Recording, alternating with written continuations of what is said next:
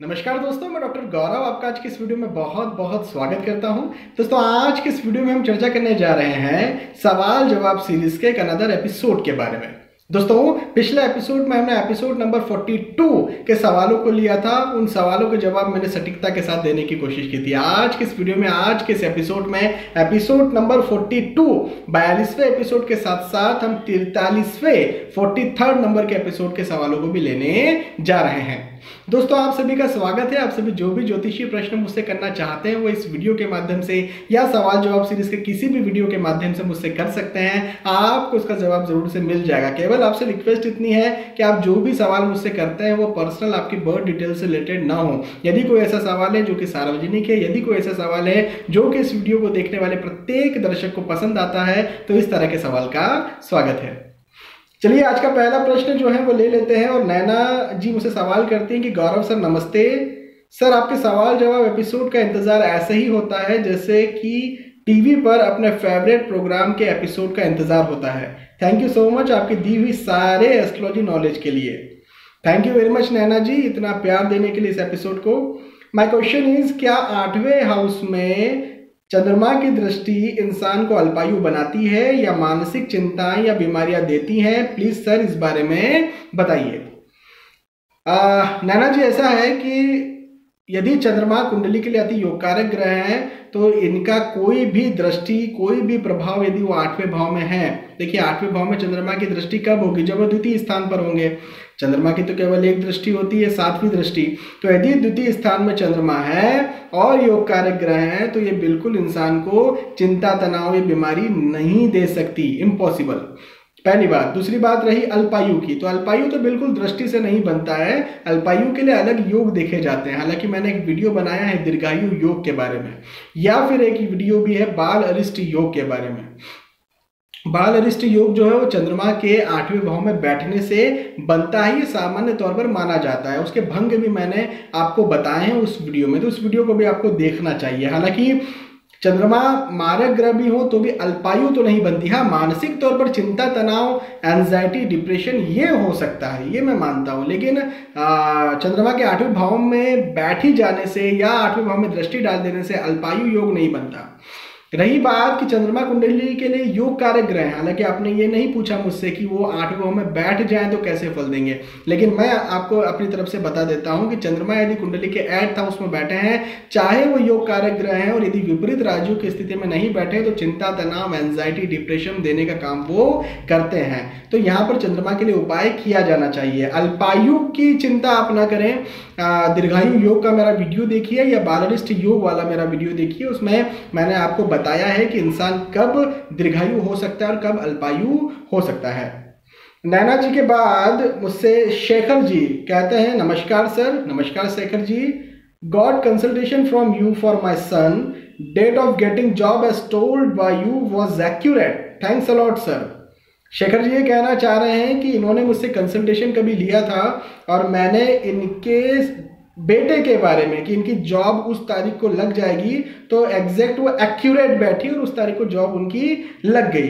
तो ये मुझे धन्यवाद दे रहे हैं। ओके, धन्यवाद शेखर जी, ताकि क्योंकि आपने मुझसे कंसल्टेशन भी लिया और आप इस एपिसोड के साथ भी बने हुए हैं, इसके लिए बहुत बहुत आपका भी धन्यवाद। शेखर जी कहते हैं, sir can you explain relation between कर्म एंड एस्ट्रोलॉजी इन डेप्थ? मतलब कि कर्म और एस्ट्रोलॉजी, या फिर मैं आपका क्वेश्चन को यदि सही करूं तो आप ये जानना चाह रहे हैं कि भाग्य और कर्म इन दोनों का जो रिलेशन है उसको क्या आप डेप्थ में मुझे समझा सकते हैं? तो शेखर जी बिल्कुल, इस पर एक वीडियो मेरा आना है। मैं अलग से एक वीडियो के थ्रू आपको ये समझाऊंगा कि भाग्य जरूरी है या भाग्य महत्वपूर्ण है, या फिर कर्म जरूरी है या कर्म महत्वपूर्ण है। दोनों में से जरूरी क्या है ये मैं आपको बताऊंगा, एक अलग से वीडियो के माध्यम से बताऊंगा, क्योंकि मेरा मानना ये है कि ये बहुत ही ज्यादा गूढ़ विषय है। यहाँ पर सारे क्वेश्चंस के साथ इसे नहीं लेना चाहिए, और अलग से वीडियो मेरा आने भी वाला है, मैंने पहले से सोच के रखा है इस विषय में, बिल्कुल आपको बताऊंगा। रवि जी ये मुझसे कहते हैं, hello sir. Hello Ravi ji. कुंडली में पिता के सुख में कमी या पिता की थोड़ी उम्र में ही मृत्यु हो जाने के लिए क्या कोई क्या कारण हो सकता है? देखिए रवि जी, मृत्यु का तो कोई ऐसा खास कारण नहीं है, लेकिन फिर भी पिता के सुख में कमी अधिकतर शनि और सूर्य का युति जरूर से दे देता है। यदि कोई भी मारक ग्रह भी कुंडली के नवम स्थान पर बैठे हुए हैं तो वो भी कहीं ना कहीं दिक्कत देते हैं पिता के सुख में। मारक ग्रहों में केतु या फिर सूर्य, ये ज्यादा, इवन गुरु भी, मारक यदि गुरु हो जाते हैं और पिता स्थान पर आते हैं तो मैंने कई कुंडलियों में ऐसा देखा है जहां पर पिता के सुख में कमी आ जाती है, या पिता से नहीं बनती है, पिता से दूरी हो जाती है, पिता को कोई प्रॉब्लम हो जाती है। एग्जैक्टली डेथ जो वर्ड है ये बहुत ही गूढ़ वर्ड है और बहुत ही ज्यादा एक मैं सीरियस वर्ड इसे लूंगा, और यहाँ पर वीडियो के माध्यम से मैं ये नहीं बता पाऊंगा कि आप कैसे देखें कि पिता की मृत्यु हो जाएगी, क्योंकि ये जो 2-4-5 मिनट की मेरी चर्चा है इसे आप बहुत सीरियसली ले लेंगे, और इसके और भी योग देखे जाते हैं सूक्ष्म कुंडलियों में, वो योग आप देख नहीं पाएंगे, नक्षत्र आप देख नहीं पाएंगे और फिर उसके लिए घबरा जाएंगे। तो डेथ की बात यहाँ पर हम नहीं करते हैं, लेकिन हाँ मैं ये ज़रूर कहूँगा कि पिता के सुख में कमी या पिता से न बनना, सूर्य शनि का युति या शनि केतु, या फिर मैं चाहूँगा सूर्य केतु, या फिर ये जो मारक ग्रह हैं वो यदि नवम भाव में आकर के बैठते हैं तो वो दिक्कत पैदा करते हैं गुरु के साथ साथ। रवि जी के बाद प्रतुषा जी मुझसे सवाल करते हैं कि सर मुझे एक सवाल है, किसी पर्सन को भविष्य क्यों जानना चाहिए? अगर घटनाएं घटती ही है तो होगी ना, तो किसी भविष्य जान के क्या हो सकता है? बहुत अच्छा सवाल किया आपने, बहुत ही अच्छा सवाल किया। मैं आपसे एक सवाल करूंगा, हमारे देश में मौसम विभाग है, तो मौसम विभाग की जरूरत क्या है? मौसम विभाग क्या बताता है बारिश कब होगी, आंधी कब होगी? क्या करना है ये जान करके कि बारिश कब होगी, आंधी कब होगी? जब होना है तब तो हो ही जाएगी ना। नहीं, जानना जरूरी है। क्यों जरूरी है? क्योंकि हमें ये पता चल जाएगा कि भैया आने वाले 2 दिन कैसे हैं, आने वाले 3 दिन कैसे हैं। क्या मैं कोई महत्वपूर्ण यात्रा कर रहा हूँ और वहां पर जाकर के आंधी हवाएं आ सकती हैं क्या? तो मैं उस यात्रा को टाल सकता हूँ। साथ ही साथ मैं प्रिकॉशन ले सकता हूँ, या नहीं टाली जा सकती यात्राएं, या यात्रा नहीं भी कर रहे हैं, हम हमारे शहर में भी रह रहे हैं, हमारे घर में भी रह रहे हैं, तो कम से कम हम उसके प्रिकॉशन कर सकते हैं। छाता वगैरह ले सकते हैं, या फिर अनाज एक साथ भर सकते हैं ताकि बाढ़ वगैरह ना आ जाए और दिक्कतें ना हो जाए। तो आप, मौसम विभाग जो आपको ये सब चीजें बताता है आपकी सतर्कता के लिए बताता है। ज्योतिष भी यही है, ज्योतिष भाग्य नहीं बदलता है, लेकिन ज्योतिष या ज्योतिषी आपको यह बताता है कि आपके साथ ये चीजें हो सकती हैं, इन चीजों की संभावनाएं हैं। देखिए मौसम विभाग की भविष्यवाणी और ज्योतिषी की भविष्यवाणी लगभग सेम ही होती है। तो ज्योतिषी भी या ज्योतिष भी आपको यह बता देता है कि भाई ऐसी संभावनाएं हैं, आपको ये चीजें करनी चाहिए, इन चीजों का ध्यान आपको रखना चाहिए। तो आप उन चीज़ों का ध्यान रख लेते हैं, जिससे कि यदि कोई घटना होने वाली भी होती है तो या तो वो बहुत कम हद तक होती है या फिर नहीं हो पाती। आप उन घटनाओं को, जो छोटी मोटी घटनाएं हैं, आप उनको टाल सकते हैं। जैसे कि कैरियर की काउंसलिंग लेना हुई, सर मुझे किस फील्ड में जाना है, आपने ले तो लिया है मैथमेटिक्स, लेकिन आपके यहाँ पर कुंडली में कोई मैथमेटिक्स के कोई योगी नहीं है, वो मन भी नहीं लग रहा है मैथमेटिक्स में, तो अब क्या करना चाहिए? तो इस तरह से काउंसलिंग वगैरह की जाती है। इस तरह से आपको बताया जाता है कि आपके लिए सही राह क्या है, आपको किस दिशा में चलना चाहिए जिससे आपके लिए अच्छा हो सके, है ना। तो बहुत सी चीज़ जो होती है, हमारे कर्म जो है वो हम पर डिपेंड है। भाग्य जरूर से हम पर डिपेंड नहीं है, लेकिन कर्म जरूर से हम पर डिपेंड है। तो कर्म हमको करते रहना चाहिए, जैसे श्रीमद् भगवद गीता में कहा है कर्म करते रहो।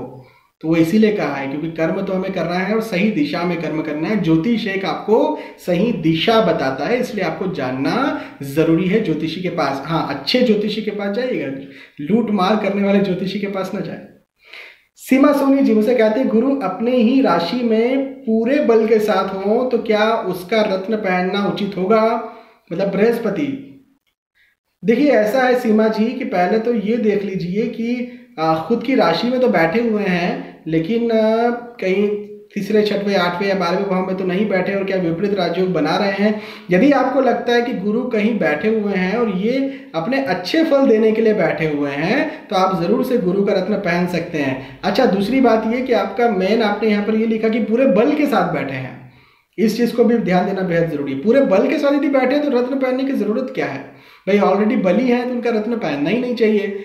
बल में यदि कमी हो तो रत्न पहनने की जरूरत होती है। तो यदि आपके गुरु ऐसे बैठे हुए हैं जो बली हैं तो रत्न ना पहने, लेकिन यदि आपको लगता है कि गुरु बली नहीं है लेकिन बहुत अच्छे फल आपको दे सकते हैं तो आपको रत्न पहनना चाहिए ही चाहिए, ताकि वो आपको बहुत अच्छे फल दे पाए।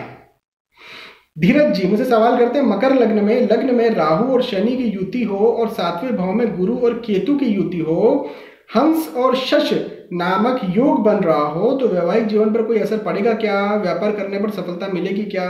तो देखिए धीरज जी, ऐसा है कि मैं हमेशा ये बताता हूं कि मारक ग्रह विपरीत राजयोग तो बना सकता है, लेकिन इसके अलावा दूसरे कोई भी अच्छे योग नहीं बना सकता। आप शश नहीं, आपने कहा कि हंस नामक पंच महापुरुष योग बन रहा है। तो यदि मकर लग्न की कुंडली है तो यहाँ पर गुरु जो है द्वादशेष है और मारक ग्रह है, तो यहाँ पर पंच महापुरुष योग गुरु बना ही नहीं सकते, अच्छे फल अपने दे ही नहीं सकते, है ना। और कोई दूसरे भी यदि योग आप सोचते हैं, गुरु चंद्र साथ में आकर के बैठ जाएं, सूर्य बुध साथ में आकर के बैठ जाएं, किसी भी तरह से अच्छे योग नहीं बनते मारक ग्रहों के द्वारा, है ना। यदि मारक ग्रह कोई एक भी आ जाता है तो गुरु यहाँ पर मारक ग्रह है और अच्छा योग बना नहीं रहे तो हंस योग बन नहीं रहा। रही बात गुरु और केतु की, तो वैवाहिक जीवन पर असर हो सकता है। मैं भी देखो यहाँ पर आपका नवमांश देखना भी जरूरी है, लेकिन हाँ चूंकि केतु यदि आ जाते हैं 7th हाउस में कुंडली के तो वो कहीं ना कहीं ब्रेकिंग को रिप्रेजेंट करते हैं। अब ये भी हो सकता है कि आपकी शादी के पहले कई रिलेशनशिप रहे हो या फिर सगाई हुई हो जो कि ब्रेक हो गई हो, ये भी चीज हो सकती है। लेकिन मेरा बस यहाँ पर ये कहना है कि हाँ वैवाहिक जीवन पर असर ये डाल सकते हैं। आपको जो है वो कुंडली मिलान करके शादी करनी चाहिए। यदि कुंडली मिलान करके शादी होती है तो मैं ये जरूर कह सकता हूं कि आपका वैवाहिक जीवन जो है वो अच्छा रहेगा। रही बात व्यापार की, तो व्यापार हम लग्न या 7वें भाव से नहीं देखते, ये 10वें भाव से भी देखते हैं, द्वितीय स्थान और 11वें भाव से भी देखते हैं, क्योंकि 11वां और दूसरा स्थान जो है धन का स्थान है, लाभ का स्थान है, साथ ही साथ दशमांश कुंडली से भी देखते हैं। तो एग्जैक्टली मैं यहाँ पर व्यापार के बारे में नहीं बता पाऊंगा। पार्थ जी या प्रथा जी ये मुझे सवाल करती हैं कि sir according to your video I have Budhaditya Rajyog in 2nd house with 10 number, मकर राशि में है, ठीक है। When I get positive result of this Rajyog, मतलब कि ये कहते हैं कि इनके कुंडली के दूसरे स्थान में बुध आदित्य राजयोग बन रहा है, इनको पता है ये चीज की बन रहा है, तो इनको इसका पॉजिटिव रिजल्ट कब मिलेगा?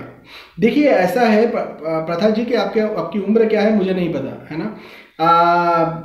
यदि आपकी उम्र है स्टूडेंट, यदि आप स्टूडेंट हैं, यदि आप कॉलेज में हैं, तो मुझे लगता है कि हो सकता है बुधादित्य राजयोग का फल आपको मिल रहा हो, आपको किसी भी चीज़ की कमी ना हो। चूंकि द्वितीय स्थान क्या है, धन का स्थान है ना, परिवार का स्थान है ना, तो यहाँ पर आपको धन पर्याप्त मात्रा में मिल रहा हो, आप जो भी इच्छा आप जो भी चाहते हो वो चीज़ें आपको मिल रही हो, पहली बात। दूसरी बात ये कि जब इनका स्पेशली महादशा या अंतरदशा आएगी सूर्य या फिर बुध की, तभी आपको ज़्यादा अच्छे अपने फल दे पाएंगे। रही बात एक और कि आप जब नौकरी करेंगे, आप जब व्यवसाय करेंगे, जो भी आपकी कुंडली में योग है मुझे नहीं पता, केवल बुधादित्य राजयोग से ये नहीं जाना जा सकता कि आप नौकरी या व्यवसाय क्या करेंगे, इसके लिए डीप स्टडी करना बेहद ज़रूरी है आपकी कुंडली की।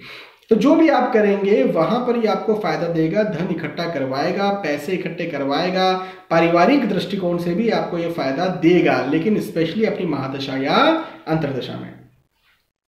गौरव जी मुझे सवाल करते हैं कि नमस्ते डॉक्टर गौरव। नमस्ते Gaurav ji, my question is कर्क लग्न की कुंडली में चंद्रमा 2nd हाउस में हो तो मोती धारण किया जाता है क्या? और नॉट माय नेम इज, अच्छा ठीक है, कोई कुछ नहीं इन्होंने कहा माय नेम इज गौरव, किया जाता है क्या है नहीं, ठीक है। कर्क लग्न की कुंडली में चंद्रमा द्वितीय स्थान में है, 5 नंबर के साथ चंद्रमा है, बिल्कुल धारण किया जा सकता है। कोई भी योग कारक ग्रह 3रे, 6वें, 8वें या 12वें भाव में नहीं है, नीच राशि स्थित नहीं है, तो उनका रत्न धारण किया जा सकता है। केवल एक चीज ये देख लीजिए कि रत्न धारण करने की जरूरत है भी या फिर नहीं। कहने का मतलब क्या वो ग्रह जो है वो क्या बली है या फिर कमजोर? यदि कमजोर है तो ही आप रत्न धारण करें। यही सेकंड सवाल भी करते हैं कि अंगारक दोष में मूंगा धारण किया जा सकता है क्या? बिल्कुल किया जा सकता है। अंगारक का मतलब मंगल और राहु साथ में आकर के यदि कहीं बैठते हैं और मंगल यदि कुंडली के लिए अति योगकारक ग्रह या अच्छे ग्रह हैं या अच्छी जगह पर आकर के बैठ गए, अच्छे फल देने वाले हैं, तो मंगल का रत्न मूंगा धारण आप कर सकते हैं। लेकिन आपको ये देखना जरूरी है कि जरूरत भी है कि नहीं, बली है कि नहीं, अच्छे हैं कि नहीं। और यदि राहु खराब यदि आपको लगते हैं तो उनका आप निवारण कीजिए। यदि मंगल आपकी कुंडली के लिए अच्छे ग्रह नहीं है तो बिल्कुल भी मूंगा धारण आपको नहीं करना चाहिए। तो दोस्तों यहाँ पर इतने सवालों को लिया, इन सवालों को जवाब मैंने आपको सटीकता के साथ देने की कोशिश की, हमेशा की ही तरह। मुझे विश्वास है कि आपको ये बात समझ में आई होगी, आपको वीडियो पसंद आए होंगे। यदि आपको वीडियो पसंद आते हैं तो प्लीज़ इसे लाइक करें, इसे शेयर भी करें ताकि दूसरे भी इस वीडियो का फायदा उठा सकें। दोस्तों आपने वीडियो देखा, आपका बहुत बहुत धन्यवाद। आने वाले वीडियोज़ में, आने वाले एपिसोड्स में फिर मिलेंगे, तब तक के लिए आपसे विदा चाहूँगा।